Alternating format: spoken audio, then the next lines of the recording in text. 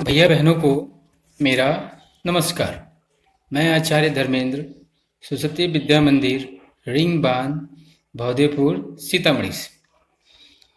चलिए, तो आज हम लोग इकोनॉमिक्स, अर्थशास्त्र है हमारा, उसमें थोड़ा सा और आगे चलते हैं और देखते हैं कि जो हमारी भूमि है, क्या जो उपयुक्त सारी क्रियाएं किसानों के द्वारा पालमपुर में की जा रही हैं, क्या वह यह सारा कुछ आगे भी धारण कर पाएगी? क्या वो सारे कार्यों को संभाल पाएंगी? चलिए चलते हैं। तो जैसा आपको पता है कि भूमि हमारी एक प्राकृतिक संसाधन है, इसलिए इसका उपयोग हमें बहुत ही सावधानी पूर्वक करना होता है, ठीक है। लेकिन वैज्ञानिक लोग भी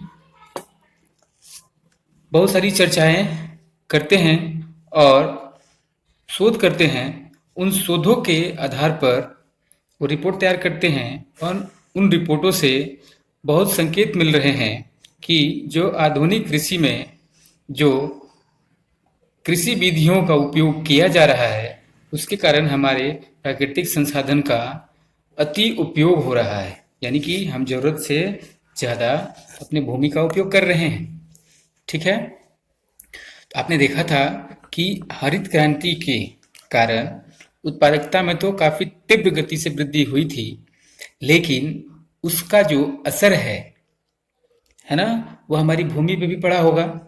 और वहाँ हरित क्रांति के कारण सिर्फ उत्पादकता ही नहीं बढ़ी, हम लोगों ने उत्पादन बढ़ाने के लिए रासायनिक उर्वरक का भी प्रयोग किया।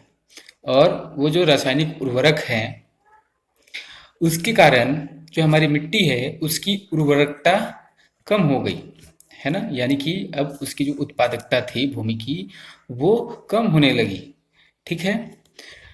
इसके साथ साथ जो अतिरिक्त नलकूप से हम लोग जो भूमि का सिंचाई करते हैं, उसके कारण जो भौम जल स्तर है, यानी कि भूमि के नीचे का जो जल का स्तर है, उसमें भी गिरावट आनी शुरू हो गई, यानी कि वो जल स्तर कम होने लगा, ठीक है, वो नीचे जाने लगा। अक्सर आप सुनते होंगे कि अमुक शहर में जो भूमिगत जल का स्तर है वो 5 फीट, 10 फीट, 20 फीट नीचे चला गया है ना। तो ऐसा क्यों हो रहा है? क्योंकि हम उसका जो भौम जल है उसका अत्यधिक दोहन कर रहे हैं, काफ़ी ज़्यादा उसका उपयोग कर रहे हैं, ठीक है ना।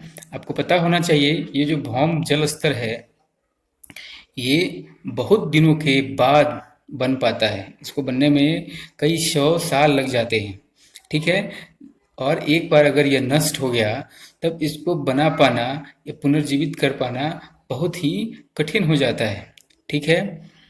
तो हमें कृषि तो करनी है, लेकिन हमें अपनी पर्यावरण को भी देखना है, यानी कि हमारा जो पर्यावरण है उसकी अच्छे से देखभाल करनी पड़ेगी, तभी जा करके हम आगे भी कृषि कार्य को अच्छे तरीके से कर पाएंगे, ठीक है।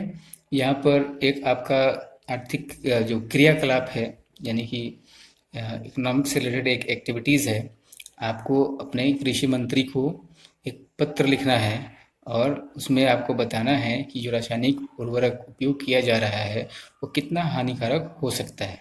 इस पिक्चर में आप देख सकते हैं कि जो पालमपुर गांव है उसमें जो भूमि है उसका वितरण किस प्रकार से किया गया है। यहाँ आप देखिए बहुत सारे बड़े बड़े प्लॉट्स भी हैं खेतों के, और बहुत सारे मीडियम साइज के प्लॉट हैं, और बहुत सारे क्या हैं, काफ़ी छोटे छोटे प्लॉट हैं। जो छोटे प्लॉटों की संख्या ज़्यादा है ना। तो आइए यहाँ पर हम देखते हैं कि रासायनिक उर्वरक जो है वो क्या होते हैं, है ना, और उससे क्या नुकसान होते हैं। तो आपको पता है कि जो रासायनिक उर्वरक होते हैं वो कुछ ऐसे खनिज देते हैं जो पानी में घुल जाते हैं, और जो हमारे पौधे होते हैं वो उनको तुरंत उपलब्ध हो जाते हैं, लेकिन जो हमारी मिट्टी है इसको लंबे समय तक धारण करके नहीं रख सकती, यानी कि उस उर्वरक को, जो रासायनिक उर्वरक है उसको वो स्टोर करके नहीं रख पाती है। वो जो उर्वरक है जैसे ही बरसात आती है तो वो सारे जो उर्वरक में खनिज रहते हैं वो सारे बारिश की पानियों के साथ, बरसात के साथ मिट्टी से निकलकर भौम जल, नदियों, तालाबों आदि में चली जाती हैं और उनको प्रदूषित करती हैं। ठीक है जी। और साथ ही साथ ये जो रासायनिक उर्वरक है, ये मिट्टी में जो जीवाणु और सूक्ष्म अवयव उपस्थित होते हैं, जो किसानों को खेती में काफ़ी मदद करते हैं, उनको भी वो नष्ट कर देता है। ठीक है ना। तो इसका क्या अर्थ है कि जो हमारी मिट्टी पहले जितनी उर्वरक थी, है ना, अब वो उतना उर्वरक नहीं रह जाएगी। उनकी किसी भी पौधे के उपजाने की जो क्षमता होती है वो कम हो जाएगी। और ये जो रिपोर्ट है इसका है डाउन टू अर्थ नई दिल्ली का। ठीक है। आगे देखिए, जो हमारे देश में जो पंजाब राज्य है वहाँ पर रासायनिक खाद का उपयोग सबसे ज़्यादा किया जा रहा है। आज के डेट में तो और भी ज़्यादा किया जा रहा है, क्योंकि वो शुरू से ही इन रासायनिक खादों का उपयोग सबसे ज़्यादा करते आ रहे हैं। ठीक है ना। जिसके कारण उनके उनके यहाँ की जो मिट्टी होती है, पंजाब की जो मिट्टी है, उसमें उत्पादकता निरंतर घटती चली जा रही है। और निरंतरता घटते जाने के कारण उन किसानों को और ज़्यादा मात्रा में रासायनिक खादों का उपयोग करना पड़ रहा है। ठीक है।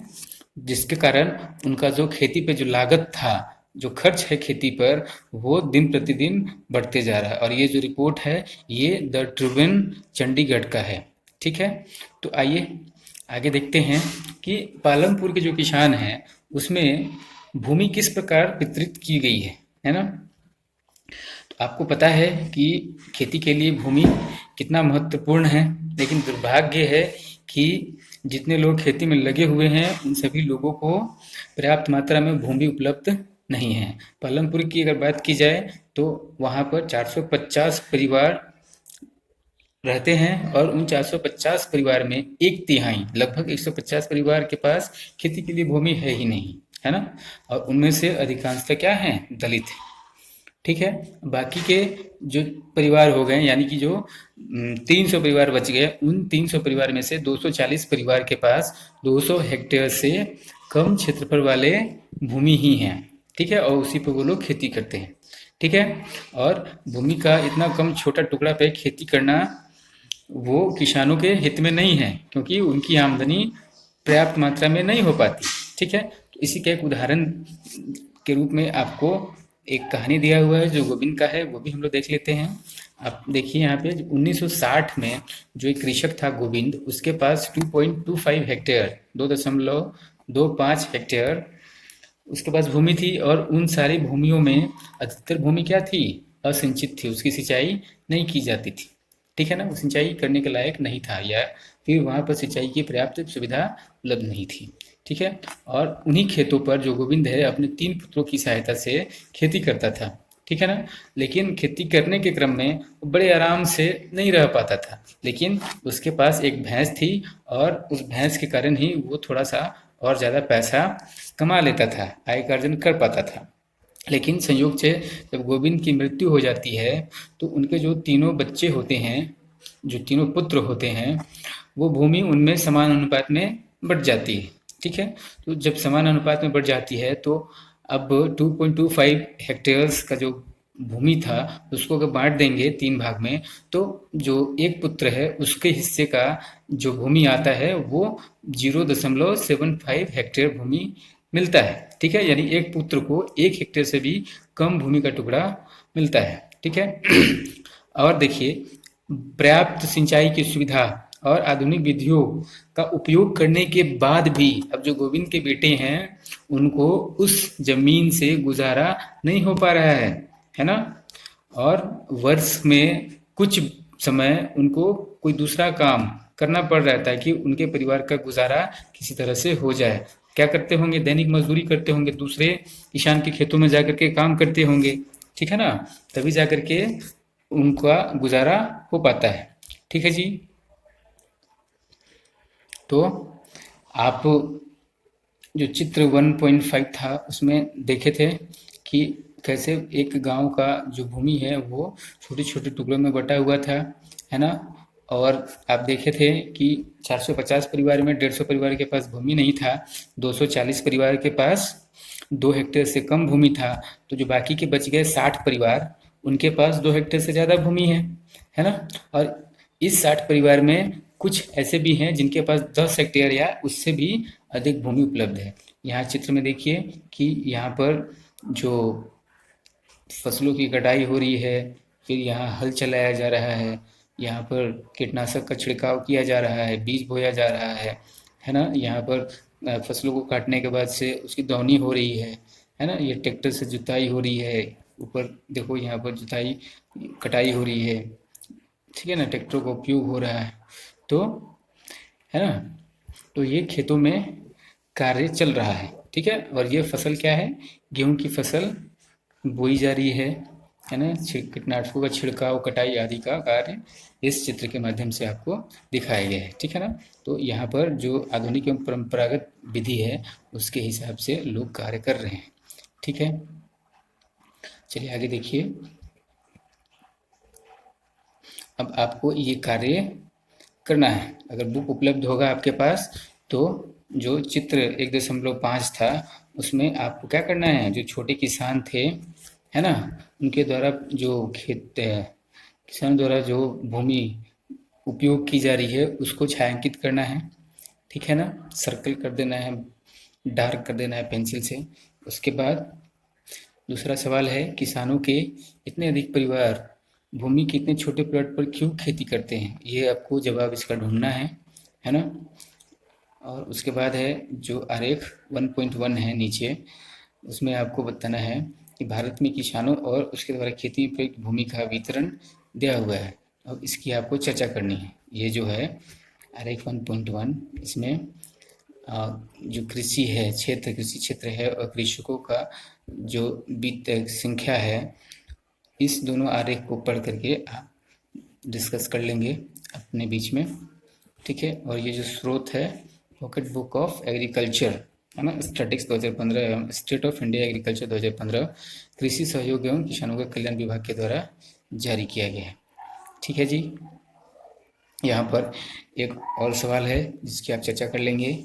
ये क्या बोल रहे हैं, क्या आप इस बात से सहमत हैं कि पालमपुर में कृषि भूमि का वितरण असमान है, क्या भारत में भी ऐसी ही स्थिति है, व्याख्या करना है, ठीक है। तो पालमपुर में कृषि भूमि का वितरण असमान है और क्या पालमपुर की ही जैसी पूरे भारत में भी स्थिति है, तो ये आप चर्चा कर लेंगे। तो आज के लिए इतना ही रहने देते हैं, ठीक है। तो धन्यवाद, पढ़ाई करें, नोट्स बनाएं, ठीक है। जहाँ समझ में नहीं आए मुझे कॉल करें और मुझसे पूछें, ठीक है जी।